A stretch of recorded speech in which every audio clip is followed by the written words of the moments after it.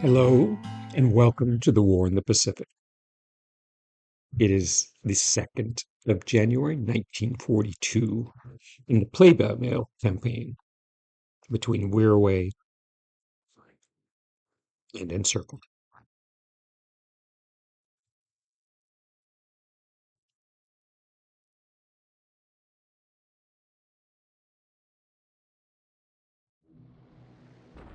Night visibility from lunar illumination is good enough for our house rules to allow us to conduct night strikes. So you see some Bettys trying to hit Singapore with little effect.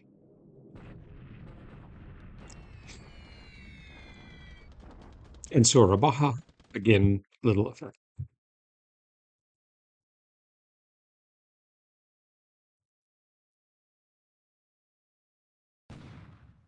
There's a warning of a damage control failure on one of my heavy cruisers. Not really a danger. She's making her way back to the home islands for repairs.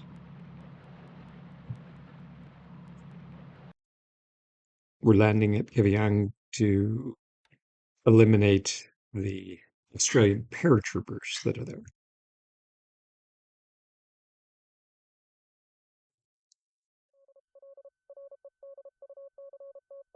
If you're not familiar with the order of battle, a unit of Australian paratroopers starts at Kavieng. They didn't drop there.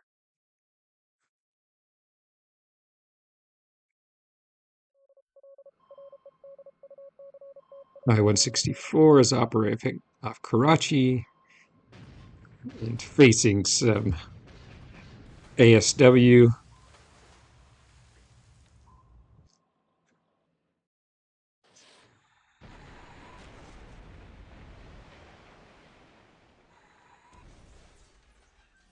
I-4 itches some transports off Vancouver Island. Actually south, so they were either, looks like they were either coming from the south or they were heading south. That wouldn't have been a typical route if they were heading north into the Aleutians.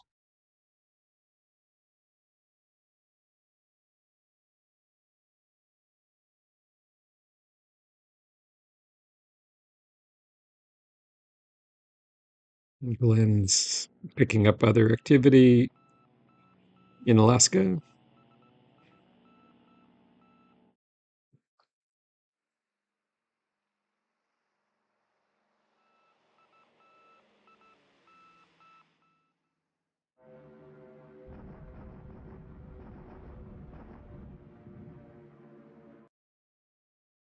Sweeps over his what appears to be his main defensive base in Java, Matawan.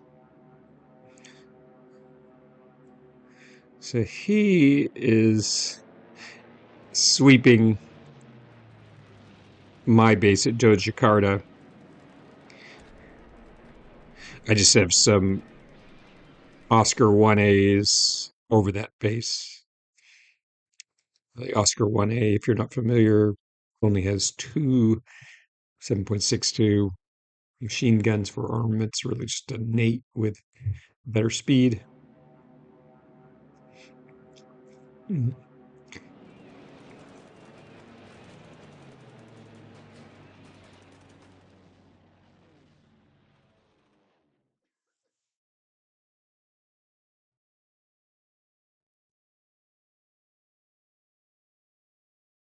Encircled is often looking for opportunities like this where he can sweep and use his fighters offensively rather than defensively. It's a good tactic.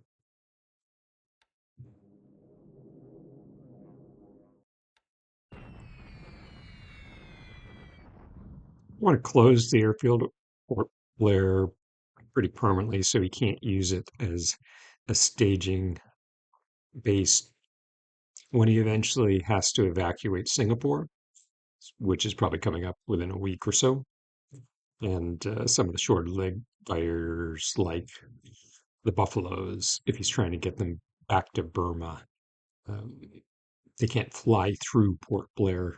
Makes it very hard, almost impossible for them to get them out. They'll have to go to Australia, which is definitely my preference at this point. So I want to try to shape that future fight.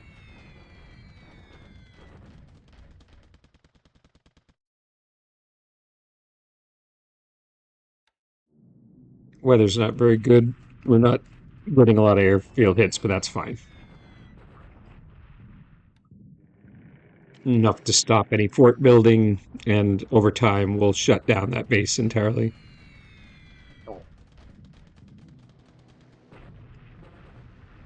So you notice instead of putting up cap over his main base, he chose to use his fighters to sweep mine.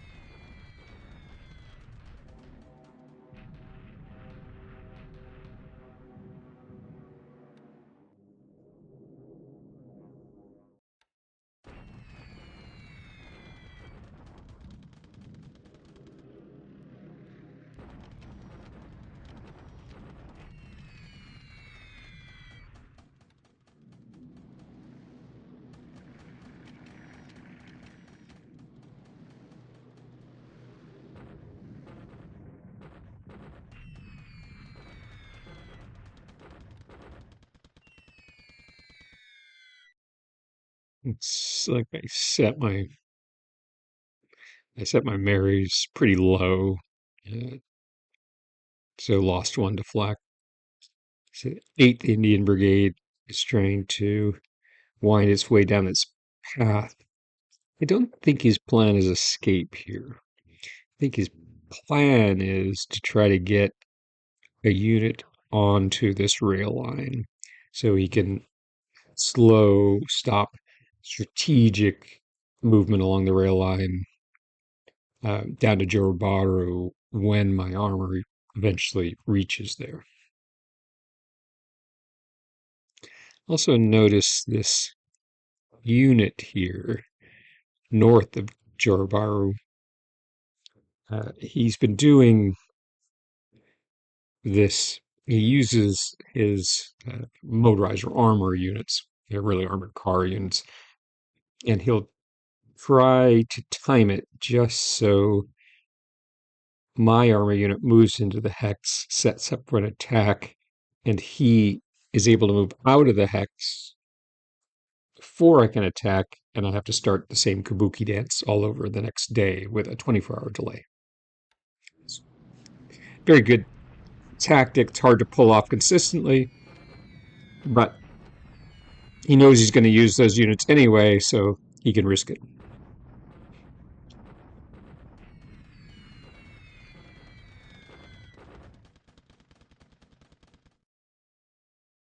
So he did use his bombers to strike my airfield at Project Karta. I have quite a bit of engineers there. Won't be He won't be able to keep that airfield damaged. Not with the strength of his air force currently.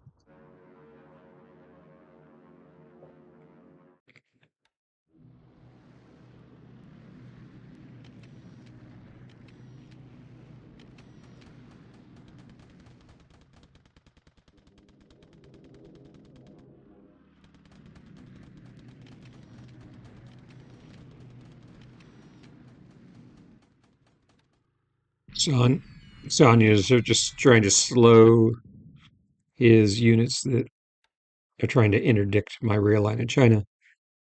Truth is, I'm not moving anything important along it right now, so it's it's more a matter of habit for me to clear the rail line than anything important. That armed merchant cruiser, it's trying to escape before a enemy cruiser or something similar shows up.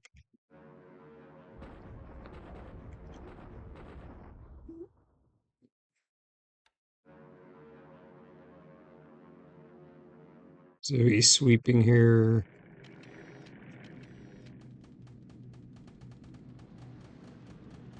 In, Again, in general, he has a strong preference for using his fighters in sweeps rather than cap.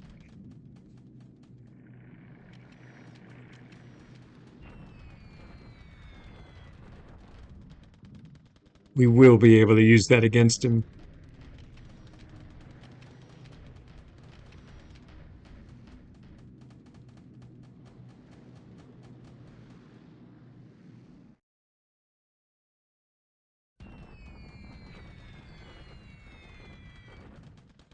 He's just throwing what he has of his Air Force against that airfield at Kuala Lumpur. Not exactly sure what he's expecting to achieve there. My main base is at Cotobaru.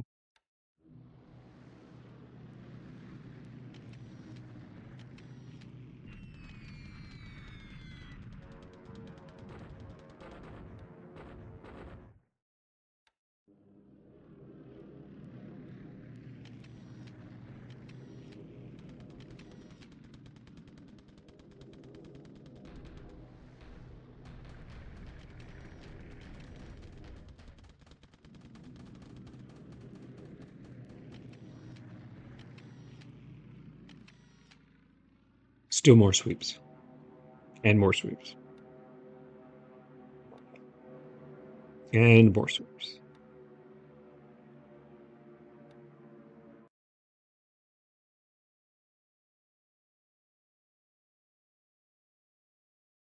Okay.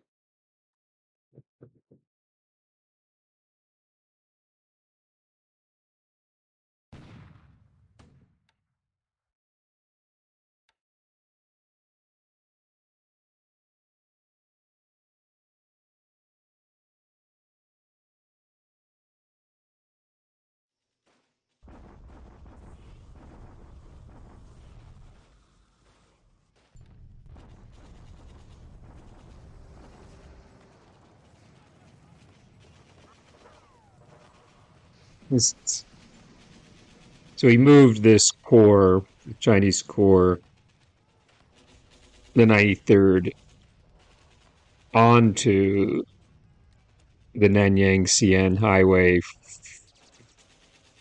from the east, uh, trying to, I suppose, block the road, but it went poorly for the Chinese.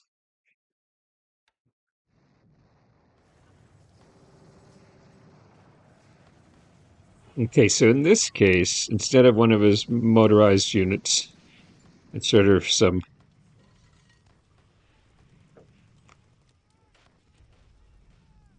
trash units, throwaways,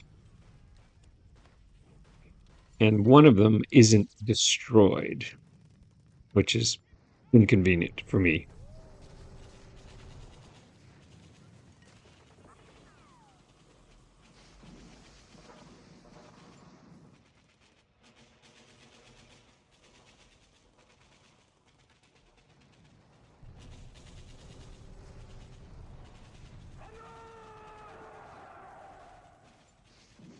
So what happened here? The, the paratroopers held out long enough at Tumalo that this brigade actually left Tumalo, marched through the jungle, and invested Kuala Lumpur. His idea here again is that I won't be able to rail units past it, so I'm going to have to eliminate this unit or force it to retreat. Um,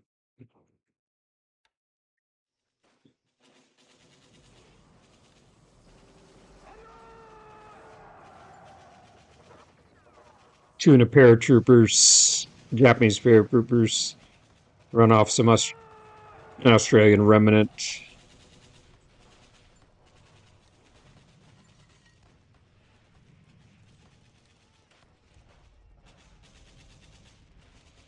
Fort's expanding.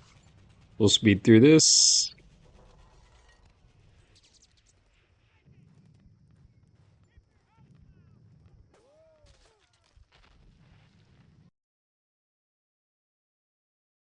So let's take a look around. We'll start up in Alaska.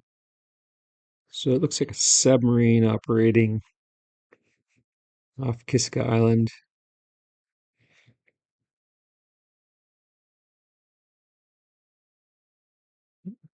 My float plane equipped submarines have identified activity around Kodiak, which is I'm expecting.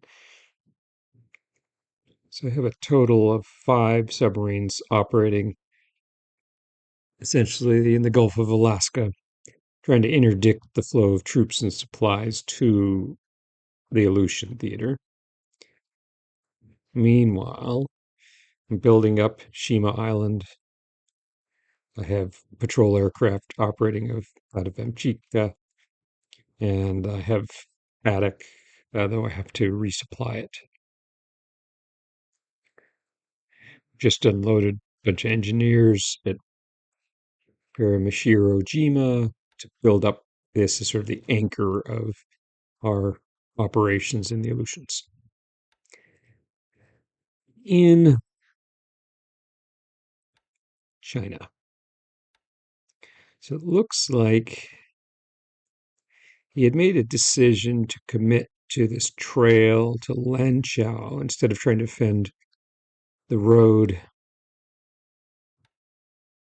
that eventually leads to Hami and then further beyond, all the way up to Urumqi and its oil, the oil that generally you'll never flow back into your buffers. But um, we're going to keep rolling around him. Uh, our main thrust is coming up from the south, so I'm not really going to watch these units and see if they try to cut our main line of supply. I assume they will, but right now they're letting our armor recon units and infantry march right past them, which is fine. Good for me.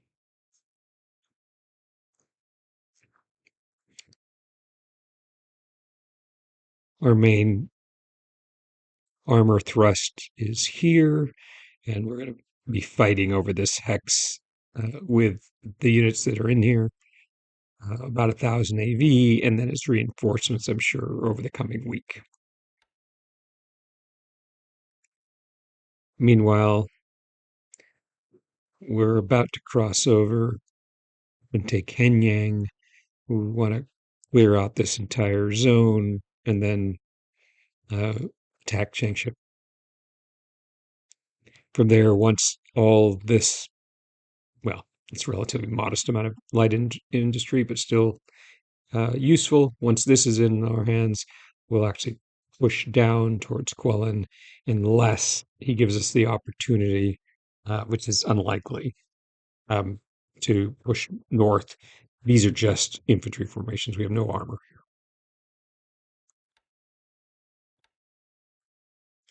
here. Burma, about to cross. I guess the way the map was made, this was the Sitang River, but in reality, it was here. Maybe this is what it's supposed to be, but we're about to cross over into Burma proper and drive on Rangoon to cut any of the flow of supplies into China. Uh, one of our initial early objectives for phase 1. Isolate China from supply. We've been able to isolate it from supplies coming by sea and flowing into the port at Rangoon, but now we need to actually cut the trails. 500 supply points, as I recall, per turn delivery into China. In the Malaya, you saw quite a bit of this. I started talking about it. This brigade, which I think is the 22nd, left Tumalo after being unable to dislodge the paratroopers that I dropped on there a week or more ago. And so instead of railing out to Singapore, he basically ended up marching through the woods. He's going to sacrifice this unit um, to uh, buy him a day or two. So we'll unpack an infantry regiment and counterattack and drive him off. Doesn't really represent a delay. All of our main forces are in strategic mode in northern bases, waiting for Soerabaja to fall, which is still at least a couple days away, particularly with the survival of this one unit. And then again, I expect him to try to counter with his armored car unit, and again try to slow this advance another day or two, as many as he can.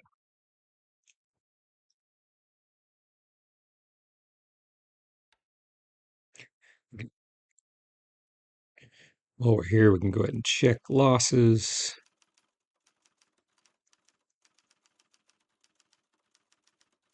Nothing particularly impressive. All right, looks like I lost 3 Oscar 1As and a 1B. Really not for anything on his side.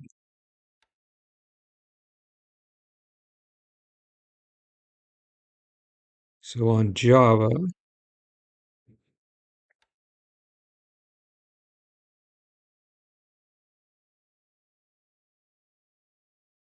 we've started bombing Madeline. We'll drive him out.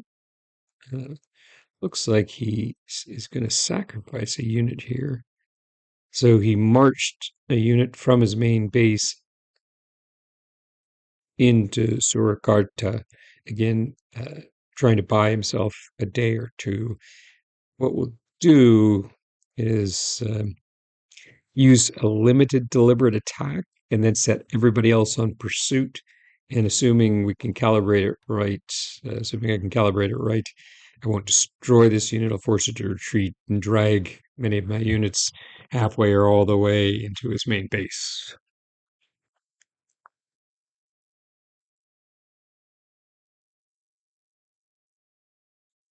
Heavy cruisers moving to act as cover for our upcoming invasion of Makassar. We've got a, after taking Christmas Island, picked up the unit. We're going to go ahead and uh, remove this patrol base essentially at Denpasar. Longer term, we're going to end up dropping paratroopers in behind his base here at Madawan. Have to recon and make sure these are lightly defended.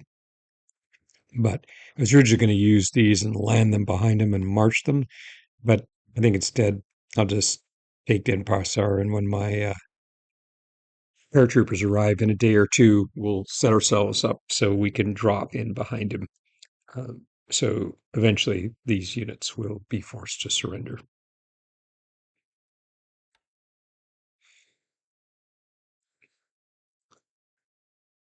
Cardiff, it says Cardiff 2. It's really, uh, I've been calling it Cardiff 3, but it's really Cardiff 5. If you look at the historical sources, for some reason, the Japanese skipped carrier divisions 3 and 4 in their numbering system. So Zui, Kaku, and Shokaku were Cardiff 5. They're operating right now vicinity Diego Garcia. I want to bring the flow of his reinforcements into India to as much a halt as I can. So this carrier division and fast battleships are operating to make any attempt to reinforce India potentially risky.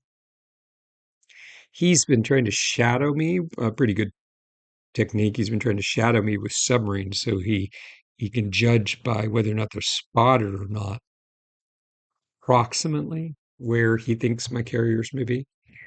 Um, so submarines have sort of been trying to trail along my path. Good, good move, but we can obviously eventually move faster than his submarines and defeat that attempt to keep constant eyes on me. But he spends a lot of effort and thought into keeping track of where my forces are, which is the mark of a good player. So down in the South Pacific, we're forming up for the upcoming invasion of Fiji. We're probably 3 days out. Um, and we're going to land at Nare with a regiment and a brigade and artillery. Um, to my knowledge, he's been unable to reinforce Suva or unwilling to reinforce Suva. So there's at most a couple battalions there, plus some base units. This invasion is being covered by carriers divisions 1 and 2 and um, 4 heavy cruisers, lots of light cruisers. Uruho is going to join carrier divisions 1 and 2. She's loaded up with about 40 zeros at the moment. She'll help reinforce their cap just in case they run into what potentially now could be 3 US carriers. And meanwhile, we're beginning also to form up uh, a immediate follow-on invasion of Moresby. So we'll take Suva, carriers will turn around, refuel, and head north, and the amphibious task forces will already be ready for an invasion of Fort Moresby. Let's check and see where they are. This thing doesn't like to scroll. So here's one part of the task force. They're going to move around and form up.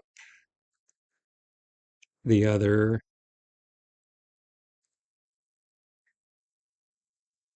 here are supplies loading up to join this task force. And then we have the rest heading this way. So these are 2 SNLF units. They're actually going to be tasked with taking Horn Island. So we have essentially 2.5 regiments targeting Port Moresby, and then 2 Special Naval Landing Force units for Horn Island. And that will all be done in one operation as quickly as possible following the Fiji invasions.